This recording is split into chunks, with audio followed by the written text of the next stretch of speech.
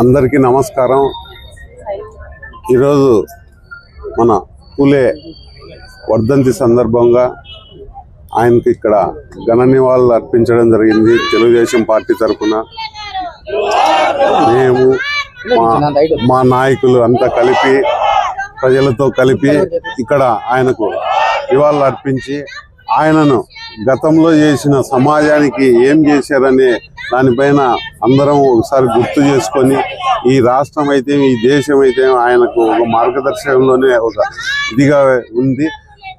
ముఖ్యంగా మహిళల కోసం ఆయన ఎంతగానో తన భార్యకే ఒక టీచర్గా చదువు చెప్పి భార్యను ఒక టీచర్ను చేసి ఒక ఒంటరి మహిళలకు విద్యను అందించి దాంట్లో ఎంతో సామాజిక న్యాయంతో ముందుకు పోవడం జరిగింది।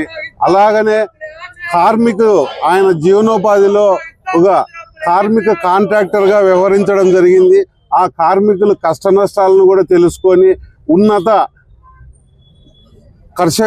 కార్మికుల కోసం పోరాటం చేసి వాళ్ళ హక్కుల కోసం వాళ్ళ దినదిన అభివృద్ధి కోసం ఈ ప్రజల కోసం సామాజిక వర్గం కోసం పోరాటం చేసి ఆయన ఎంతో మహాత్ముడిగా ఈ దేశంలోనే నిలవడం జరిగింది। ఈనాడు మహాత్మా జ్యోతిబా పూలే గారి వర్ధంతి సందర్భంగా అనంతపురం నగరంలో జ్యోతిబా పూలే గారి విగ్రహానికి పూలమాల చేసి ఘన నివాళులు అర్పించడం జరిగింది। జ్యోతిబా పూలే గారి యొక్క ఆశయ సాధన కోసం తెలుగుదేశం పార్టీ నిరంతరం కృషి చేస్తూ ఉన్నది। ఇవాళ బడుగు బలహీన వర్గాలకు వెనుకబడిన తరగతులకు ఆశాజ్యోతిగా నిలబడినటువంటి జ్యోతిబా పూలే ఆశయాలు అనుసరణీయం।